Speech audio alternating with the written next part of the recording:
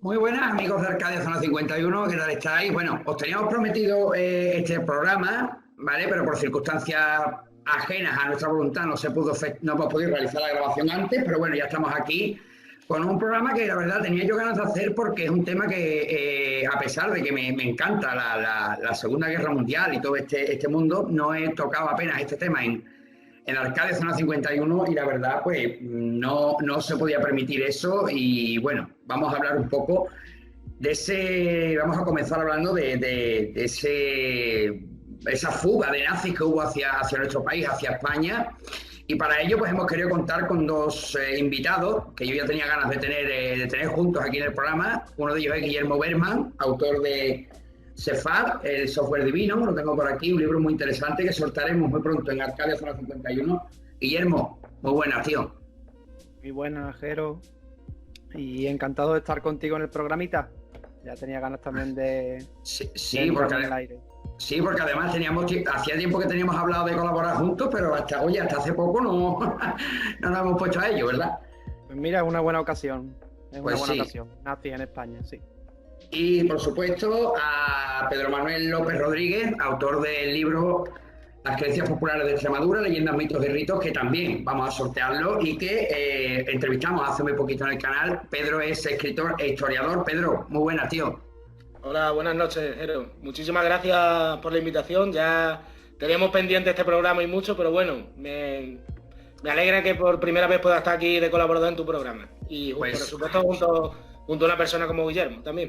Sí, por supuesto, porque además tenemos varios proyectos en mente, Pedro y yo, que vamos a ir llevando a cabo poco a poco y lo vamos a ir ofreciendo para mejorar también, por supuesto, el contenido del canal y, por supuesto, con estos dos colaboradores, pues, coño, ¿qué más se puede pedir, no?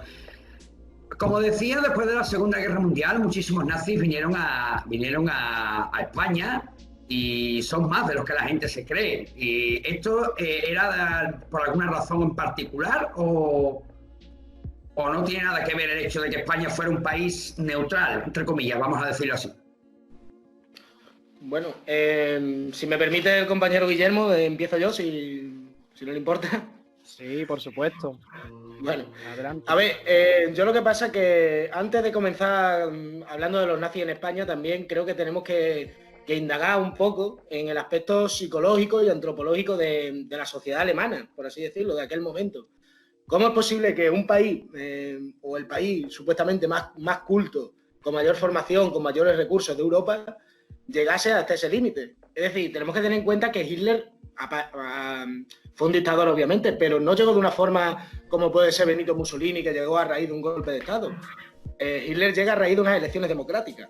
Es decir, cómo ese país, Alemania, que prácticamente después de la Primera Guerra Mundial se encuentra en la ruina, elige a una persona que prácticamente los tiene cohibidos de lo que son las libertades.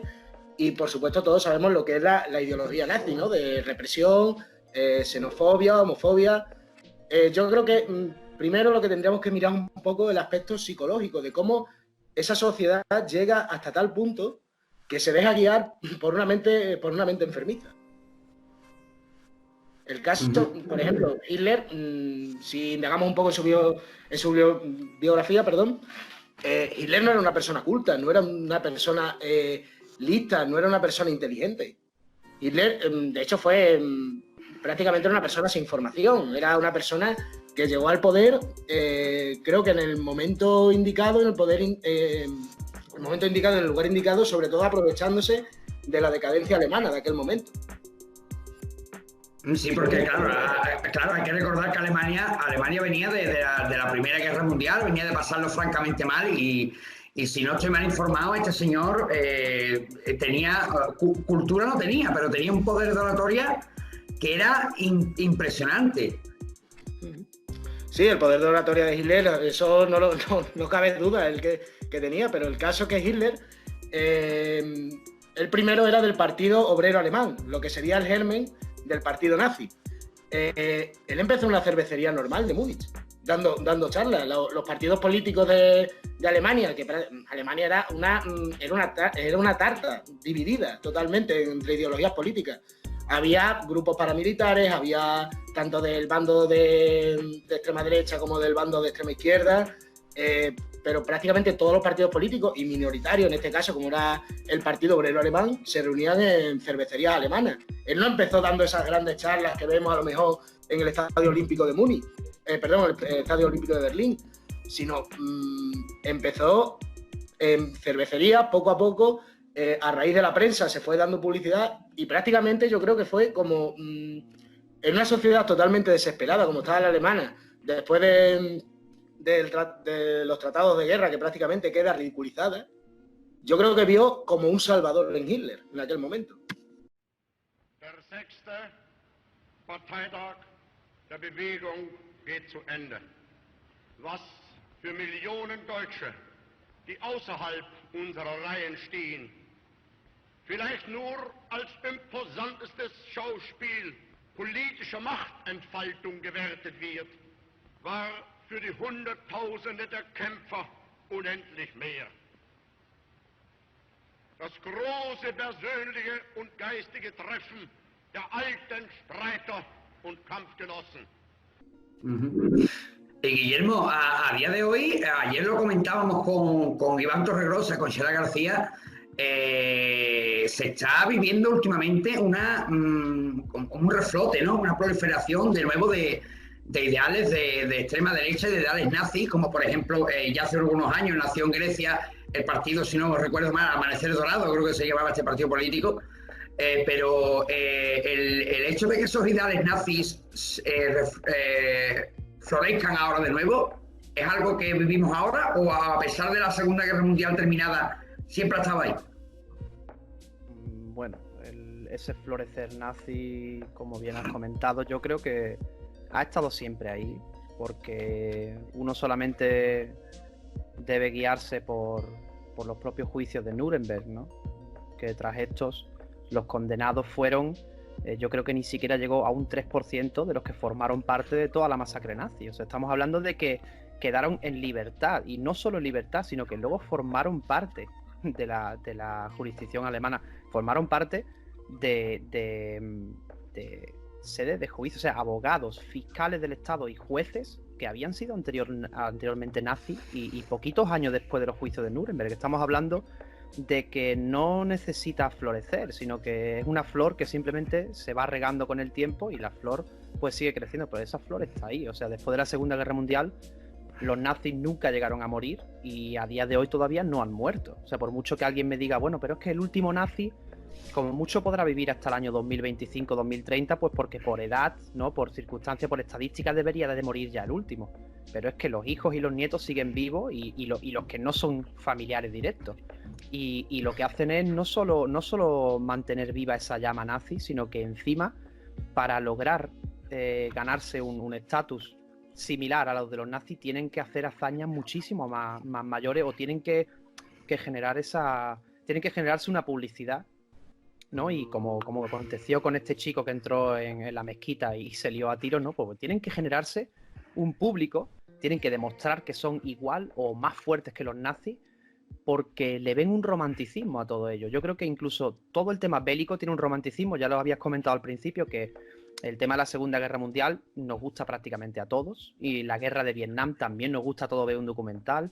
La Primera Guerra Mundial quizás un poquito menos, pero porque hay menos imágenes de ella. Pero si luego nos vamos atrás en el tiempo, de donde tenemos cuadros de las batallas de Alejandro Magno, de la época romana, a todos nos gusta en cierta medida esa época de la historia en la que se libraban batallas, ¿no? Y hoy día está floreciendo ese romanticismo, sobre todo cuando uno lo liga ya a la política, porque uno siempre escucha que se mete un partido político que está formado por personas así, y lo primero que empiezan a mencionar es lo mal que está llevando el país el gobierno actual, y que por culpa de los extranjeros faltan puestos de trabajo, o los sueldos han bajado por culpa de la inmigración. La inmigración trae enfermedades, la inmigración trae delincuencia. Pues no te lo niego, evidentemente la inmigración trae lo mismo que traemos nosotros al mundo, solo que se mete en un cajón, se encasilla en un lugar que les conviene a esas personas que quieren hacerse fuertes en la política, ¿no? Hoy día, por ejemplo, yo puedo hablaros, yo creo que la historia siempre tiene 4 puntos cardinales, ¿no? Un punto cardinal es el que haya vivido propiamente la historia, como la Segunda Guerra Mundial, el que haya participado en ella y haya estado de pleno en ella, sea de un bando o de otro. Luego están las personas que se dedican a estudiar esa guerra una vez que ya ha finalizado, a mantenerla viva en base a estudios académicos. Luego hay personas que aprovechan esa historia para su beneficio y continuar con ella, y luego están las personas que conocen a los que la han vivido, aunque no haya nacido en esa época, y yo me considero de ese último punto cardinal, ¿no? Porque he conocido a personas de ambos bandos. Yo he vivido 12 años en Alemania, conozco a la perfección la forma de pensar de los alemanes, de cómo está dividida hoy día la sociedad, pues al igual que la sociedad alemana se divide hoy día entre izquierda y derecha, como sucede también en España, también se dividen entre pro-nazi y anti-nazi. Y por desgracia hay que admitir que probablemente un 30% de la población, al menos con la que yo me haya cruzado en 12 años, sigue teniendo esa mentalidad extremista de ultraderecha. No se puede considerar, porque si hablamos de los nazis estamos hablando del Partido Nacional Socialista Obrero Alemán, que sería el PSOE de hoy día en España, ¿no? Solo que radicalizado. O sea, esa mentalidad sigue prevaleciendo en el 30% de las personas, y cuanto más inmigrantes entran en Alemania, más se acentúa esa personalidad extremista, ¿no? Y en parte algunos pueden llevar razón, que esa inmigración ha traído delincuencia o más de lo normal, pero por otro lado no justifica que uno siga aferrándose a ese, sobre todo al tema de Hitler, ¿no? Que todavía se sigue considerando como ese dios. Es como si fuese un dios germano más de los que ya hubo antaño, Thor, etcétera. O sea que estamos hablando, has dicho antes que, muy contrario a lo que la gente pueda pensar, en los juicios de Nuremberg solamente el 3%, por decir una cifra baja, fueron condenados y el resto salieron absueltos. Y no solo de la sociedad alemana, también Estados Unidos se llevó unos cuantos también para trabajar en la famosa operación Paperclip.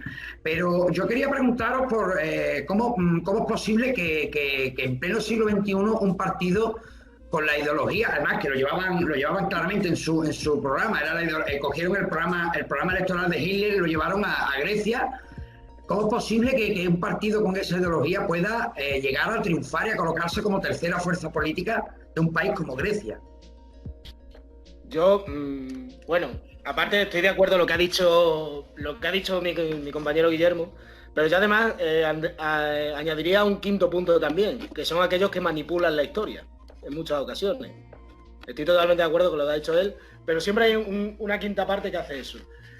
Grecia, si nos fijamos, prácticamente, si nos damos cuenta, todos estos extremismos, por así decirlo, me da igual que sean de izquierda, de derecha, siempre surgen en un momento de crisis. Siempre una persona se aferra a esos extremos cada vez que ve un momento de crisis. Hace poco hemos visto Grecia, la situación económica que tenía. Le han hecho el corralito a los bancos.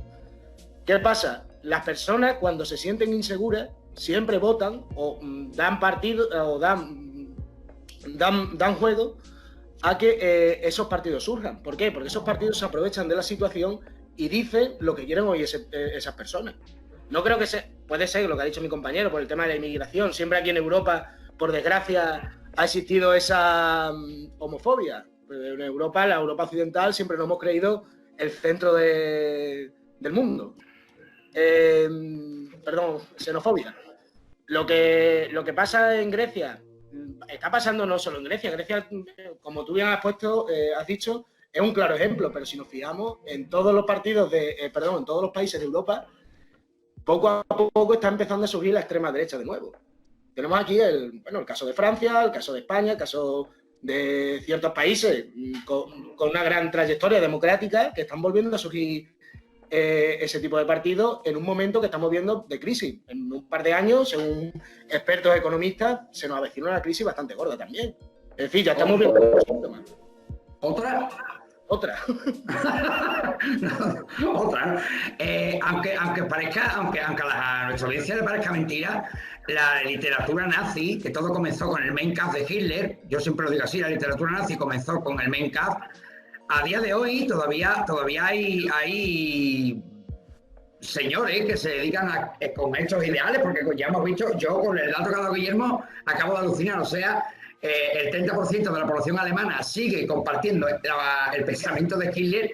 Yo me acabo de quedar a cuadros, pero todo comienza con el Mein Kampf, pero Guillermo el otro día me hablaba de un señor que es un negacionista del Holocausto, o fue, mejor dicho, que según me pudo contar Guillermo, este señor, los libros entre grupos ultraderechistas están considerados verdaderas joyas. ¿Quién era este señor, Guillermo, por favor?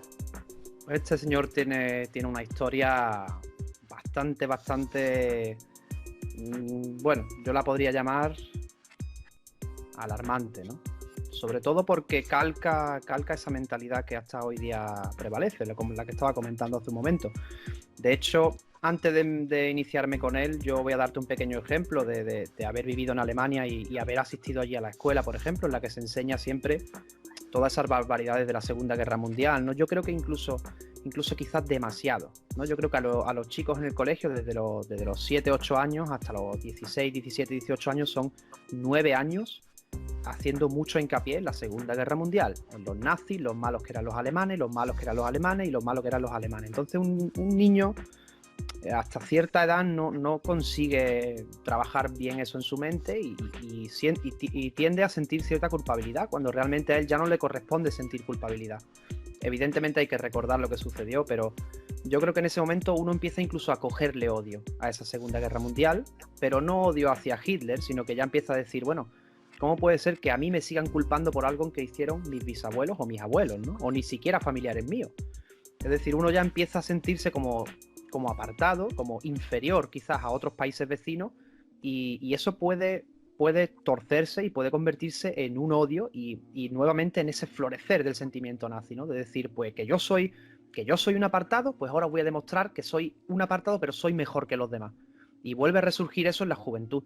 En Alemania hay un lapsus de edad en la que yo diría que sí que son personas que quizás los que hoy día tienen entre 60 y 40 años, que sí que están muy distanciados del nazismo. O sea, son las personas que quizás menos sentimientos extremistas pueden tener dentro, pero los alarmantes son los mayores de 60 y los menores de 40, ¿no? Que son los que llevan eso un poquito al reflorecer. Fíjate, en Alemania claro, el partido AfD, cómo ha subido, y es un partido ultraderechista. O sea, claro, lo alarmante, perdona Guillermo, lo alarmante lo decimos porque, claro, tenemos en cuenta que los menores de 40 años son los que tienen hijos, que se supone que son los que van a quedar en el mundo, y les inculcan esas ideas. O sea, que fijaros hasta dónde puede llegar la maldad, o la maldad de una idea o de una ideología, ¿no? Hubo una rotura grande y notable en los años 70, ¿no? También fue una época especial entre la guerra de Vietnam, esa época de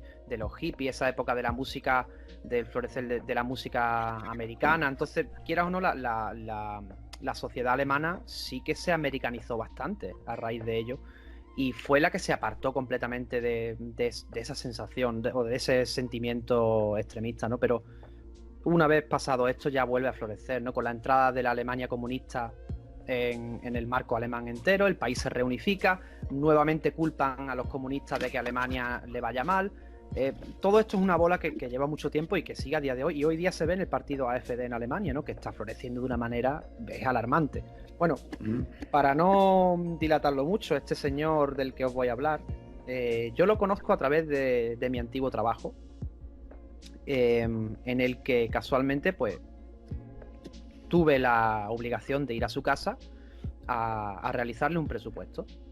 Este señor iba a mudarse de casa y bueno, yo acudí sin conocerlo de nada, como cualquier cliente, y bueno, él se presenta, mi nombre es Gerhard Honzig, bienvenido a mi casa, todo lo que yo quiero transportar y trasladar y mudar a mi nueva casa es esto. Me mostró su sótano, me mostró el garaje, el salón, la cocina. Yo estuve tomando nota tranquilamente, y cuando llego a ese segundo sótano, ¿no? Ese semigaraje que tenía, me encuentro con 10 palets, pero hasta arriba de libros. Claro, a mí eso me chocó mucho. Yo soy una persona que me gusta muchísimo leer. Y claro, le pregunté, le dije, oiga, le digo, señor Honsi, le digo, pero todos estos libros, digo, yo ni siquiera están abiertos, están empaquetados. Y me dice, no, si es que yo soy escritor.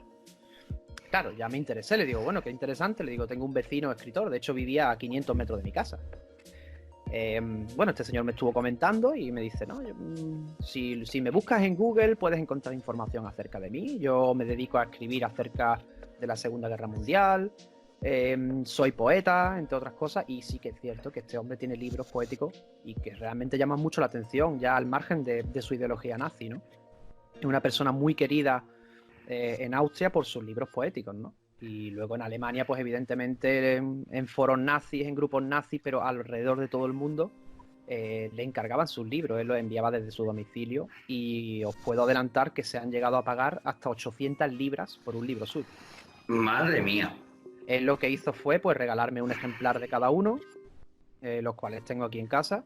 Evidentemente no está prohibido tenerlos, pero está prohibida su compraventa, ¿no? Ajá. Sí. Son libros que, bueno, os doy un título de uno de ellos, ¿no? Que es Absolución para Hitler. El libro se llama tal cual.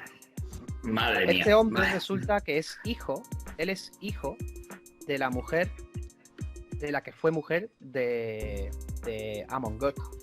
Fue uno de los mayores nazis por excelencia. Ahora, él físicamente yo me atrevería incluso a decir que puede ser su hijo, pues porque el parecido es innegable entre ambos, ¿no? El señor Goeth pues fue un sanguinario de película, ¿no? Fue un sanguinario pues como el que podemos comparar con cualquier otro sádico como Saddam Hussein, el tío de Bashar Assad, el carnicero de Damasco. Son personas que no han tenido nunca jamás escrúpulos y lo demostraron hasta el último día de su vida. Entonces, yo imagino que este hombre, claro, se guió bastante por ello, ¿no? Y sobre todo negando el hecho de que hubiesen existido cámaras de gas en los campos de concentración, que las chimeneas estaban ahí para calentar simplemente los hornos, cuando él basaba toda esa información en fotos que estaban trucadas, ¿no? Porque luego tenemos todas las fotos aéreas de los americanos, de todos los aliados que entraron después, y se veían claramente las chimeneas que quedaron en pie antes de que los propios nazis lo destruyeran para destruir pruebas, ¿no? Bueno, este señor pues me regaló sus libros y acordó con nosotros realizar su mudanza. Se mudó a Hungría. Él estuvo buscado muchísimo tiempo por la Interpol, estuvo de hecho ante el Tribunal Supremo Europeo, fue absuelto porque en España no estaba penado negar el Holocausto, en Alemania en contra sí, entonces él se fue de allí, se fue a Austria, a Hungría, estuvo moviéndose por países donde no lo extraditaban, ¿no? Hasta que finalmente decidió asentarse en Hungría, donde hoy día están muy protegidos esos últimos negacionistas que quedan, ¿no? Y allí es donde me enteré hace poco, por tu parte, pues que falleció hace un año y medio, ¿no? El año 2022. Sí, porque el otro día hablando por privado me lo comentaste tú y mira, me dijiste búscalo en internet y lo busqué y me salía que falleció en 2018. Este es uno de los libros de este señor. No se ve, Guillermo, porque tienes el fondo difuminado, pero bueno. Vamos a mirarlo. Vale, sí. Yo los tengo en alemán y son de hecho los libros que más se cotizan, ¿no? En el idioma original, porque existen traducidos, pero las traducciones son evidentemente, a ver, no es que sean de menor valor, pero el valor que tienen en su idioma original evidentemente es muy... Hombre, claro. Ahora, ahí lo tenemos, los libros de este señor. Y hay unos cuantos, ¿no? Sí, son en alemán, ¿no? Exactamente. Bueno, y él me hablaba de personas, por ejemplo, en Inglaterra, en Francia, en Australia, en Estados Unidos, en Canadá, en Rusia, en Sudáfrica, que aprendían alemán solamente para leer esos libros, ¿no? Los suyos y lo que se dedicaba a escribir Hitler y otros criminales de guerra nazis, ¿no?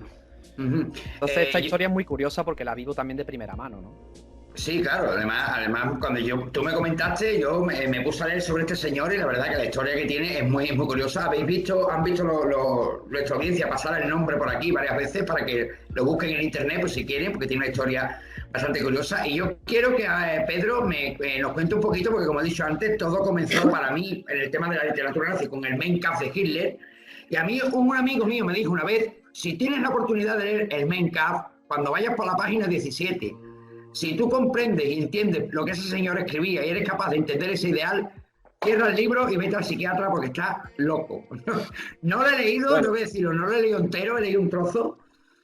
Pero Pedro, cuéntanos un poquito sobre Mein Kampf. ¿Qué significa o qué significó Mein Kampf para los nazis?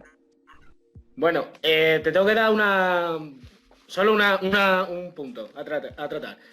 Para mí, el que inició toda la literatura nazi fue Dietrich Eckart, no sé si lo conocéis, fue Sí, poeta, fue escritor. Yo creo que fue principalmente el ideólogo, ¿sabes? El que, obviamente, no con la magnitud que tuvo el Mein Kampf, pero sí el que puso la semilla de la literatura nazi. Es que principalmente no siguió, porque este hombre murió en 1923.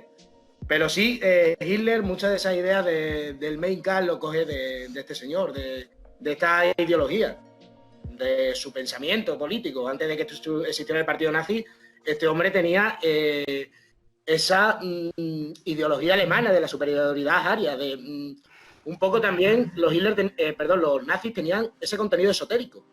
Es decir, ellos se fiaban mucho de las antiguas creencias germánicas, de antiguos dioses germanos, todo eso. En cuanto al Mein Kampf, el Mein Kampf yo creo que a día de hoy, como ha dicho antes Guillermo, por desgracia, para muchas personas sigue siendo la Biblia, prácticamente, de sus creencias, de su religión. El Mein Kampf, lo que tú has dicho, yo por mi trabajo y por mis investigaciones y bueno, porque precisamente mi especialidad es historia contemporánea, me lo he tenido que leer. Pero lo que tú has dicho, no te diría yo como te dijo tu amigo la página 16, la página 8 ya ciérralo. y las otras 5 son porque son un poco la portada, tal, ¿sabes? Por eso te digo. Bueno, si tú lees el Mein Kampf y lo analizas, no solo aparte que tiene un buen contenido histórico. Histórico me refiero a una buena fuente histórica, ¿sabes? No es una buena literatura, sino una buena fuente histórica. Que no se confundan los oyentes o los televidentes, que no estoy recomendando ese libro, estoy recomendando como fuente histórica, no como literatura, ni como ideología. En ese momento te das cuenta el tipo de persona en la que le ha confiado Alemania, ha confiado en su gobierno. Es decir, una persona totalmente enfermiza, con una ideología que no sé si en pleno, no me voy a referir a pleno siglo XXI, me voy a referir como en pleno siglo XX, cómo esa ideología pudo surgir en un país como Alemania.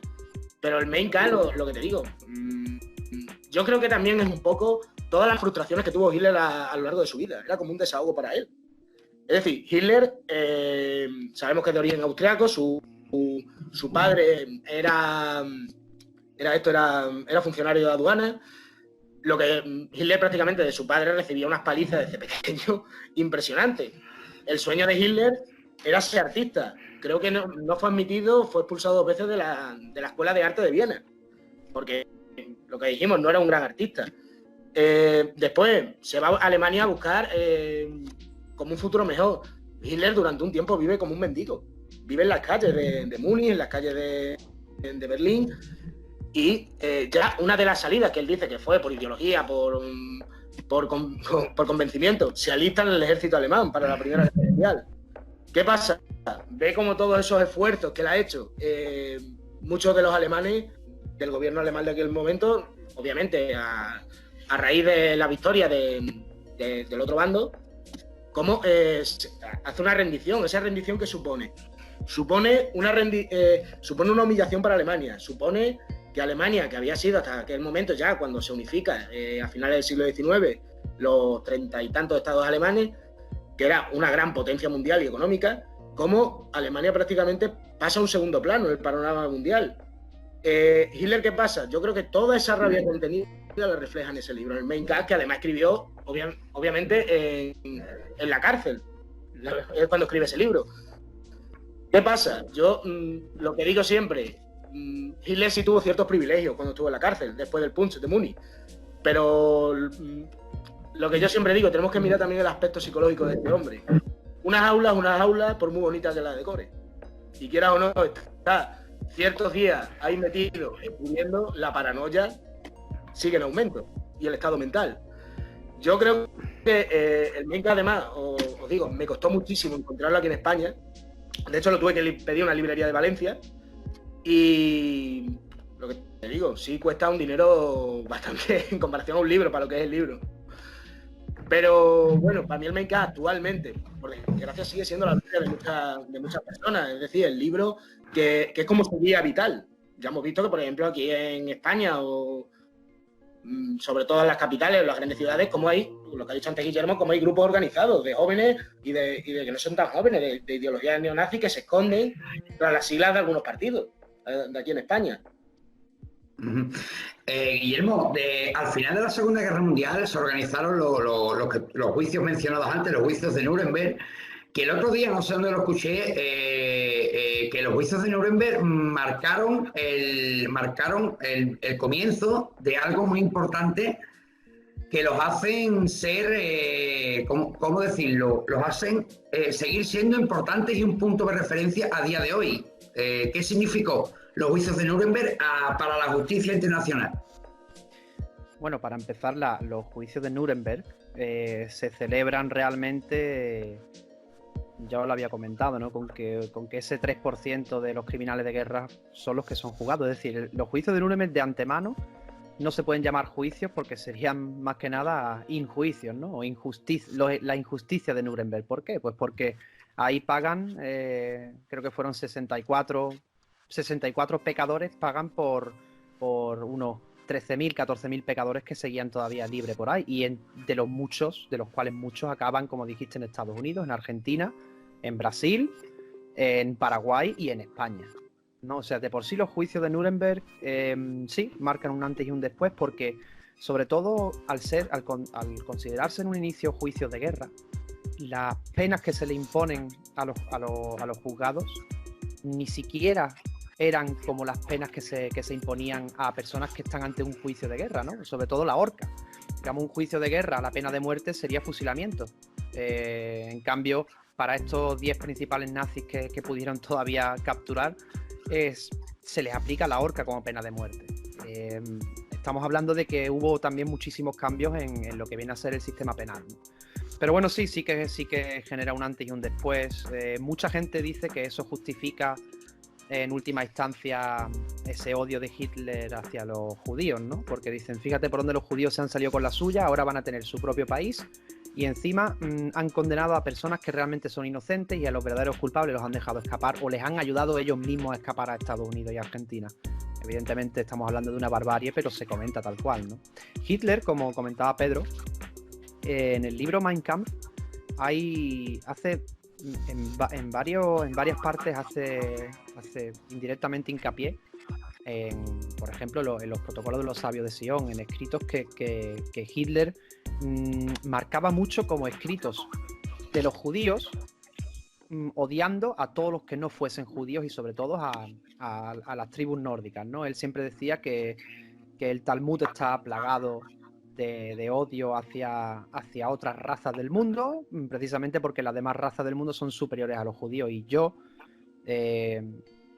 ahora que encarta hablar del tema, por ejemplo, de mi libro, ¿no? Yo me dedico a estudiar Cábala, yo estudio la Torá en profundidad, el Talmud y todo tipo de libros que estén relacionados con las escrituras hebreas, porque son las que yo uso para luego aplicar mi metodología, esa conversión a binario y extraer pictogramas de los propios textos, ¿no?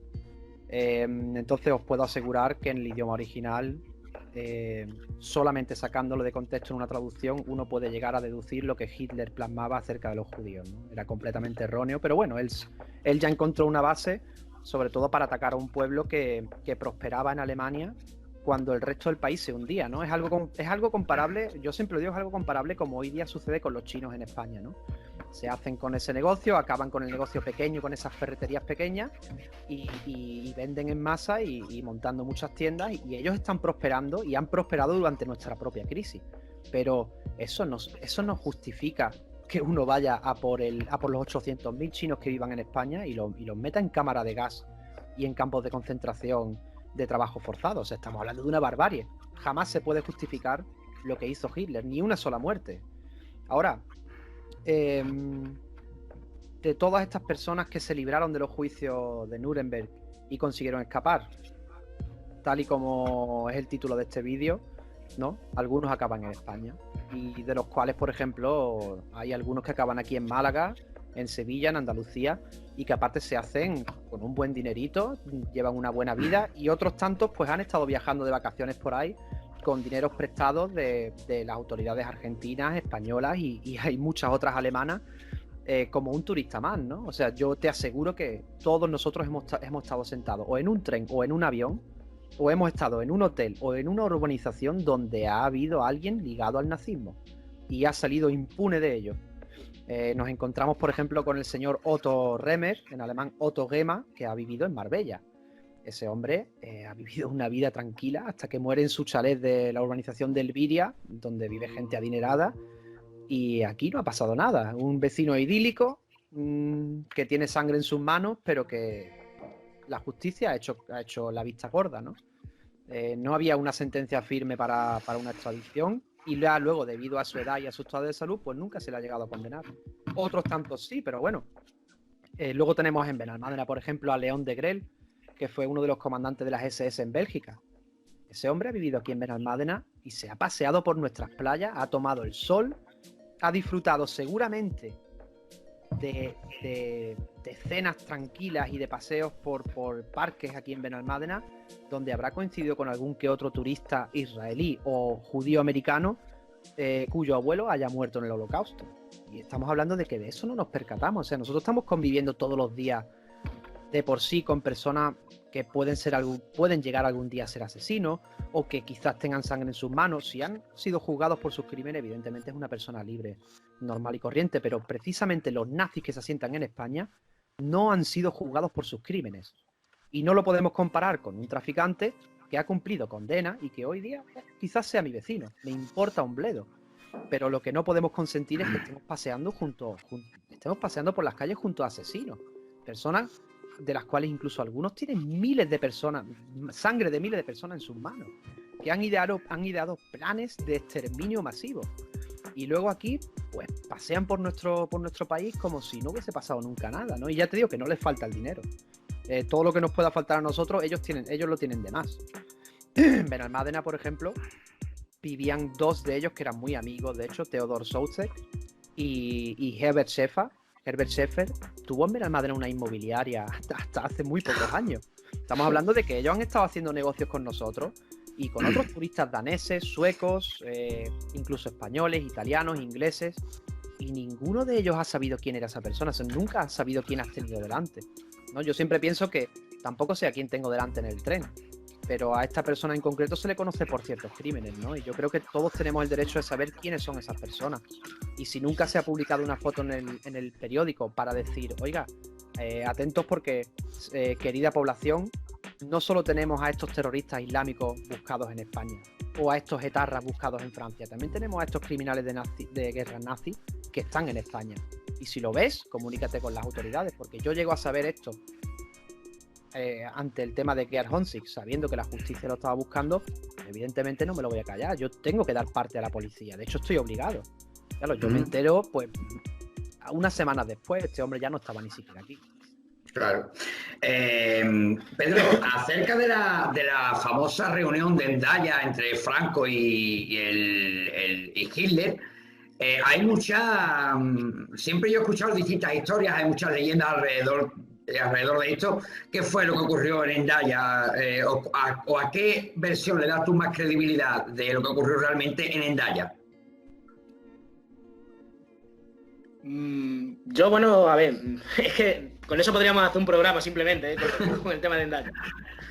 A ver, obviamente, vamos a ver, en aquel momento tenemos que tener en cuenta que el mundo, por así decirlo, se divide en tres partes principales, ¿no? Lo que era el comunismo, la democracia y el fascismo. Como bien sabemos, la Guerra Civil Española yo siempre lo he dicho, que fue el principio de lo que sería la Segunda Guerra Mundial.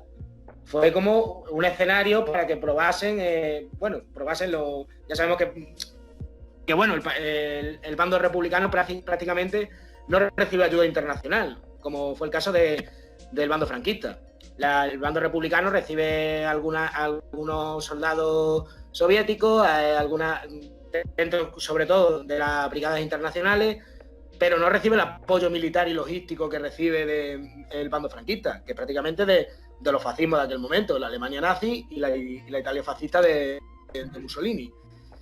A ver, yo creo que, por así decirlo, Franco siempre es un personaje también peculiar y que también en algunos aspectos está lleno de misterios, sobre todo que decían el tema de la baraca, que era la suerte que tenía y por eso había llegado hasta donde estaba. Pero yo creo que Franco siempre supo estar en el momento indicado, en el lugar indicado. Es decir, él sabía que se tenía que posicionar en algún momento, tenía que, por así decirlo, quedar bien con aquellas personas, con aquellos aliados que le habían ayudado durante la guerra civil, es decir, Alemania, el bando fascista. ¿Qué pasa? Yo creo que en Hendaya Franco fue pensando una serie de requisitos que yo creo que Hitler no iba a aceptar en la vida, prácticamente. Creo que, sobre todo, requisitos económicos y territoriales. Ten en cuenta que en España, en la primera época del colonialismo, las grandes potencias de Europa en África se reparten prácticamente el pastel y a España le dejan las migajas, lo que es el norte de Marruecos, Guinea Ecuatorial y el Sáhara. Y yo creo que Franco lo que pidió fue unos propósitos territoriales y económicos, y sobre todo una zona de dominio, como puede ser Marruecos, que queramos o no, el estrecho de Gibraltar, la salida al Mediterráneo, un sitio totalmente logístico. Y yo creo que Hitler, ante tales peticiones, yo creo que se negó, pero era en plan que Franco tenía que posicionarse de algún modo en esa guerra, ya tras la ayuda que había tenido durante la guerra civil.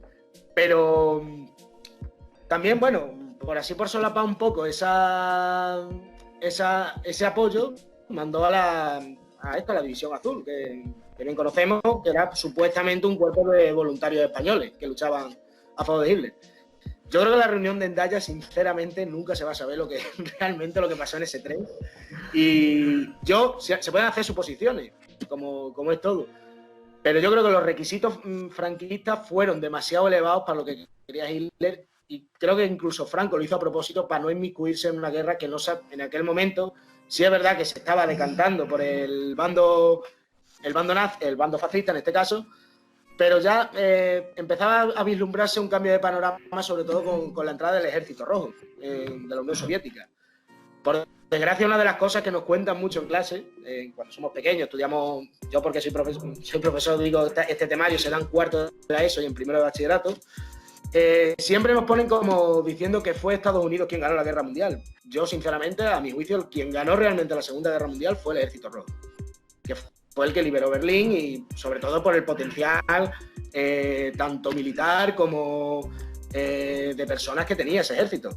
En aquel momento, además, la Unión Soviética entra tarde, entra a principios de los años 40, no entra desde un primer momento en contra de Alemania. Pero yo ya creo que Franco en aquel momento empezó ya a ver cómo se iba decantando un poco la guerra y creo que por eso hizo lo que he explicado anteriormente. Uh-huh. Guillermo, sí, Pedro, dime. Sí, no, antes de lo que ha dicho Guillermo, que me ha parecido muy interesante, sobre todo lo del gobierno argentino, que lo que estamos de acuerdo, que muchos se fueron a Argentina, pero no me gustaría irnos de aquí del programa, sobre todo sin mencionar a una figura importante que huyó hacia Latinoamérica, que es la figura del doctor Mengele, que era conocido como el ángel de la muerte. Bueno, un poco para que lo sepan los televidentes, la historia de ese hombre es que, de hecho, lo que ha dicho antes Guillermo, fue una persona que no se le juzgó para nada y que estuvo seguramente en Latinoamérica viviendo en unas condiciones que eran de lujo totalmente. Y yo creo que ese fue uno de los mayores criminales de guerra porque llegó hasta el punto de experimentar con personas humanas. Uh-huh. Además creo, si no me equivoco, que también estuvo bastante tiempo buscado y bastante tiempo desaparecido, entre comillas, ¿no? Porque después, si sabemos nosotros dónde estuvo, ¿quién nos dice a nosotros que los gobiernos que lo buscaban no lo sabían tampoco? Guillermo, muchísimas personas también tienen metido en la mente el hecho de lo que ha dicho Pedro también, de que hasta que los americanos no entraron en la guerra, la guerra no toma la balanza no se decanta, pero realmente es algo que yo siempre he escuchado, que la primera batalla de los americanos creo que fue no sé si fue en África, en el norte de África creo que fue, he escuchado siempre que fue un auténtico desastre para los americanos, perdieron muchísimos soldados, pero realmente ¿qué es lo que empuja a los americanos a unirse a esta guerra de la que ellos en un principio se desmarcan? Hombre, los americanos sabían perfectamente que ganando este terreno en Europa, ya sea a los nazis o al Ejército Rojo, ellos sabían que el día de mañana iban a tener un aliado territorial, ¿no? Ellos sabían que pudiendo anexar Europa, incluso el norte de África, a su terreno estratégico, pues iban a tener el dominio mundial, ¿no? O sea, para ellos ya Rusia era una amenaza. Estados Unidos reconoce directamente que con este intento de liberación de Berlín de los rusos iban a perder muchísimo terreno, y evidentemente pues se decantan por ayudar o por generarse esa alianza, ¿no? Yo creo que ahí hay muchas promesas de por medio. Inglaterra promete a Estados Unidos ser su mejor amigo el día de mañana si les ayudan. Francia también. España sigue siendo neutral. Italia ya tenía una oposición encubierta que empieza a pasar cierta información a Estados Unidos. Les prometen también ser aliados suyos el día de mañana. Turquía. Ya yo creo que había un forcejeo pues como los que hay hoy día, y lo que estás diciendo de los americanos es un ejemplo claro, ¿no? Porque en Vietnam meten la misma pata que en África, en Irak meten la misma pata que en África, otra vez en Irak meten la misma pata, en Afganistán la meten también, y en Siria han estado a punto de meterla. Yo creo que en Siria finalmente pues llegaron a un acuerdo con Putin y dijeron, venga, mitad, vamos a dejar esto un poquito a medias, así tampoco quedamos los dos como tontos, pero sí que es una costumbre bueno, una costumbre que tenemos muchos, pero a nivel personal, ¿no? De lanzarnos demasiado rápido quizás, ¿no? De ver esa moneda de €1 en el suelo sin pararnos a pensar que a lo mejor la moneda está pegada con superglue, o que pertenece a alguien que te va a reclamar la moneda inmediatamente, es mío. Yo creo que ellos tienen ese impulso y esa capacidad de luego también saber taparlo, ¿no? Y decir, no, pero hemos vencido, hemos ganado el territorio, al final lo hemos conseguido, pero ¿a costa de qué? A costa de vidas humanas, tanto propias como de las personas que vivían en ese país, y luego a costa pues de nutrirse de toda esa riqueza del país, ¿no? Ahora, no quita que evidentemente Estados Unidos y muchos alemanes están de acuerdo con ello. Gracias a Estados Unidos, Alemania pudo volver a remontar, ¿no? Cuando Alemania, después de la Segunda Guerra Mundial, es saqueada por todo el ejército rojo y por todo el bando comunista, los americanos sí pudieron contrarrestarlo un poco y sí que ayudaron a la parte de la Alemania federal, ¿no? Todo hay que decirlo también. Y yo creo que, en cierto modo, nosotros, por ejemplo, libertades de las que podemos gozar hoy día, o los alemanes, vamos a centrarnos ahí, es gracias finalmente a que los americanos decidieron quedarse en Alemania y ponerle un freno al ejército rojo, porque aquí hay vivencias de personas y hay testimonios de cómo los rojos entraban en las zonas que ocuparon luego de Alemania y ahí seguían masacrando pueblos, violando mujeres y asesinando niños. O sea, no es que luego ellos fuesen tampoco liberadores, ¿no? Libertadores.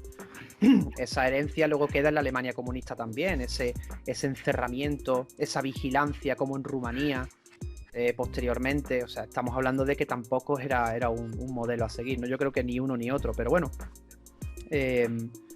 Yo siempre me quedaré con dos cosas, ¿no? que he vivido, y ya lo comenté al principio, que en la escuela enseñan a uno muchísima culpabilidad desde muy pequeño en Alemania, y ya luego, para rematar la faena, sí que había personas que habían sobrevivido al Holocausto y que se dedicaban a ir pues de buena voluntad a los colegios y enseñar a los chicos y contarles su historia, cómo aconteció todo. Y estas personas eran judías, ¿no? Ya hombres mayores, que iban clase por clase a narrar su historia, la de su familia, cómo aconteció todo, cómo lo vivió, cómo sobrevivió y cómo le va hoy día. Y cuando en una clase de un colegio uno ya está acostumbrado a ser culpado por algo que ha hecho tu abuelo o tu bisabuelo, cuando entra esa persona en la clase ya lo estás mirando con mala cara. Ya estás diciendo, tú eres el culpable de que yo tenga que sentirme mal.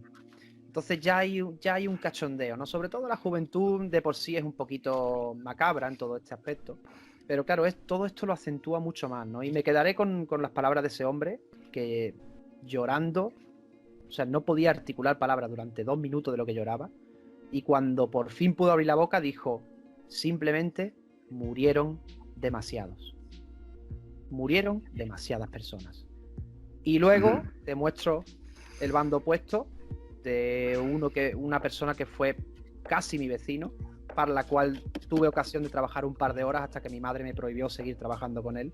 Yo tendría unos 13, 14 años, recogiendo patatas y flores en un campo, que me dijo, del bando opuesto, ¿no? Del bando nazi, me dijo, no murieron lo suficiente.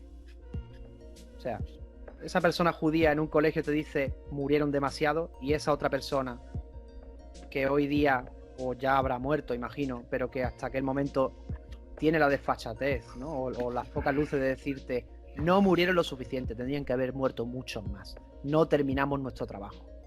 Esas son sus palabras. Y tenía empleados pues a todos los refugiados políticos de los Balcanes que en aquel momento llegaron a Alemania junto conmigo, ¿no? Yugoslavos, albano-kosovares, serbios, croatas, libaneses que venían de la guerra en el Líbano. Había de todo, un mejunje. No estaba yo como español, había un chico italiano. Que yo creo que fíjate como que hipócrita, ¿no? Emplear a todo tipo de extranjeros a los que tú odias y encima querer inculcarle tu odio, pero para que ellos también formen parte ahora de tu bando, ¿no? O sea, que te odio, pero si tú formas parte de mi bando y te conviertes a mi bando, vas a ser mi aliado y entre todos vamos a seguir odiando a los judíos, en este caso, ¿no? Y así funciona, desgraciadamente, muchas veces nuestra sociedad, ¿no? No solamente en el ámbito político o en el ámbito bélico, sino en muchísimos otros también, ¿no? Pues amigos, nos estamos quedando lamentablemente sin tiempo, pero bueno, emplazamos a Guillermo y a Pedro a que vuelvan a Arcadia Zona 51, porque bueno, los dos son colaboradores del canal. Como digo, con Guillermo llevo bastante tiempo ya hablando en privado y de hecho quiso estar con nosotros en el directo en el especial 5.000 suscriptores, y Pedro estuvo también por teléfono y al día siguiente lo entrevistamos para presentar su libro Las creencias populares de Extremadura y el libro de Guillermo Sefar, El software divino, dos libros muy interesantes que soltaremos aquí. De aquí a una semanita los tendréis los dos en el canal. Agradeceros enormemente, Guillermo, Pedro, que hayáis querido estar con todos nosotros. Muchísimas gracias. Muchas gracias a ti. Siempre que se pueda, se podrá estar en el canal. Lo mismo digo. Y encantado, Pedro, de conocerte en persona. Igualmente, Guillermo, un placer.